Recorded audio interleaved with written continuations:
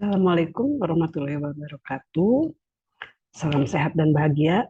Selamat bertemu kembali anak-anakku dalam pembelajaran geografi di kelas 12. Adapun kali ini kita akan melanjutkan pembahasan materi bab 2, yaitu mengenai interaksi keruangan desa dan kota.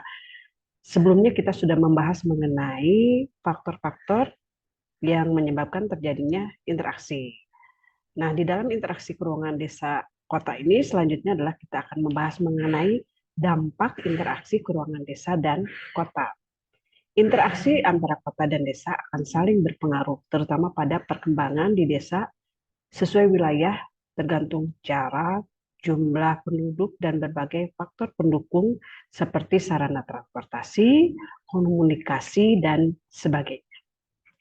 Nah, untuk dampak ini kita bahas yang pertama dulu ya, yaitu mengenai dampak perkembangan desa dan kota terhadap masyarakat desa. Ketika terjadi perkembangan di desa dan kota, maka terjadi juga pengaruh dari perkembangan tersebut ya. Nah, diantaranya pada masyarakat desa ya. Yang pertama yaitu mengenai pengetahuan penduduk di desa menjadi meningkat karena banyaknya eh, sekolah-sekolah yang mulai terbangun di desa-desa dan informasi perkembangan dunia dan ilmu pengetahuan bisa lebih berkembang sehingga pengetahuan penduduk desa meningkat. Yang kedua adalah fasilitas sekolah ya, yaitu jumlah guru dan sekolah sudah mulai eh, banyak dan bisa memberikan pelayanan kepada masyarakat di pedesaan. Yang ketiga adalah perluasan jalur jalan desa dan kota dan peningkatan jumlah kendaraan bermotor yang telah menjangkau daerah pedesaan sehingga hubungan desa dan kota juga semakin terbuka. Sehingga hasil panen dari desa bisa mudah diangkut dan bisa memenuhi kebutuhan di kota sehingga bisa menjadi lebih cepat. Yang keempat adalah produktivitas masyarakat desa meningkat dengan hadirnya teknologi tepat guna yang bermanfaat untuk meningkatkan kesejahteraan penduduk desa, diantaranya produktivitas pada pertanian. Ya, dengan adanya pemanfaatan teknologi yang diterapkan di bidang pertanian di desa. Berikutnya adalah pelestarian lingkungan hidup di pedesaan. Dengan adanya informasi, perkembangan informasi, bagaimana supaya sumber daya dukung bagi keberlangsungan masyarakat desa bisa terjamin sehingga masyarakat desa mulai melaksanakan pelestarian lingkungan hidup. Di antaranya adalah pengaturan mengenai kebutuhan akan air bersih juga untuk pengairan di pedesaan, juga lahan-lahan pertanian yang tetap dilestarikan untuk meningkatkan pemenuhan kebutuhan. Kemudian peningkatan kewirausahaan di desa juga berkembang dikarenakan adanya berbagai informasi sehingga masyarakat desa mulai terbuka terutama dalam industri yang berkaitan dengan kearifan lokal atau budaya di desa. Juga perkembangan pada wirausaha lainnya untuk mendukung kegiatan-kegiatan yang ada di desa. Berikutnya adalah terjadinya perkembangan organisasi sosial di masyarakat, di mana untuk peningkatan eh, masyarakat ya di bidang kesejahteraan juga diantaranya melalui adanya banyaknya organisasi sosial yang berkembang sehingga masyarakat desa bisa melaksanakan berbagai kegiatannya untuk mendukung kegiatan utama. Adapun penggambarannya seperti ini ya, ini diantaranya hasil-hasil produktivitas yang meningkat dikarenakan informasi dari luar yang berkaitan dengan kebutuhan, pemenuhan kebutuhan selain untuk kebutuhan di desa untuk masyarakat di kota. Kemudian ini pendukung ya, daya dukung untuk interaksi yaitu jalan.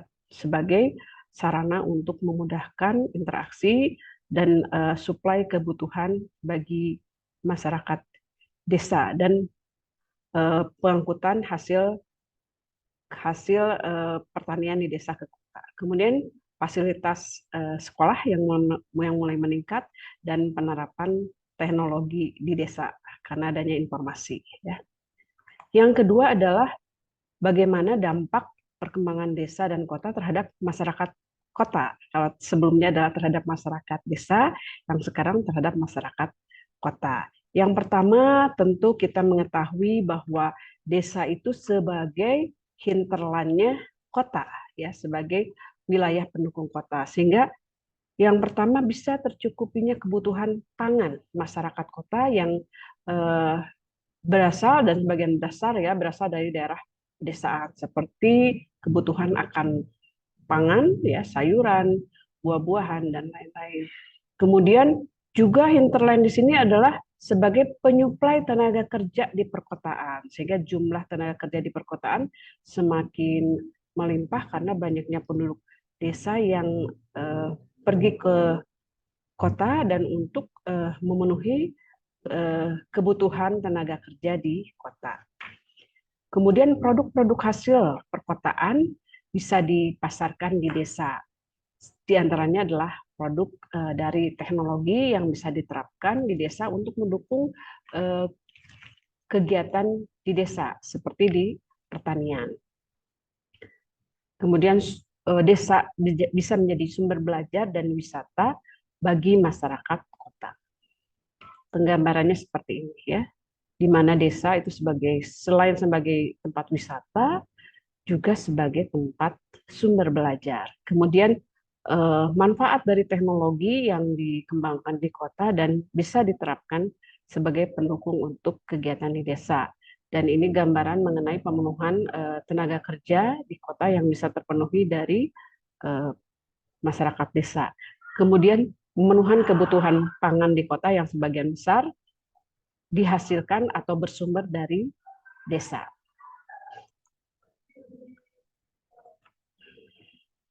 Nah, yang disampaikan tadi, yang dibahas tadi, sebagian besar adalah dampak yang bersifat positif. Nah, apakah ada dampak negatif ya ke ruangan desa, akibat interaksi ke ruangan desa dan kota terhadap masyarakat kota dan desa? Maka kita akan bahas selanjutnya dalam kegiatan berikut, yaitu kegiatan diskusi kelompok. Maka nanti buatlah 8 kelompok dalam satu kelas ini dengan cara siswa berhitung secara berurutan dengan hitungan 1 sampai 8. Nanti tiap kelompok akan membahas mengenai dampak negatif interaksi keruangan terhadap masyarakat desa dan kota dan menganalisisnya, mengapa terjadi dampak tersebut dan cara penanggulangannya. Nah, tiap kelompok nanti mengisi LKPD yang sudah dibagikan per kelompok dan merancang produk hasil diskusi. Nanti sesuai minat dan bakat siswa.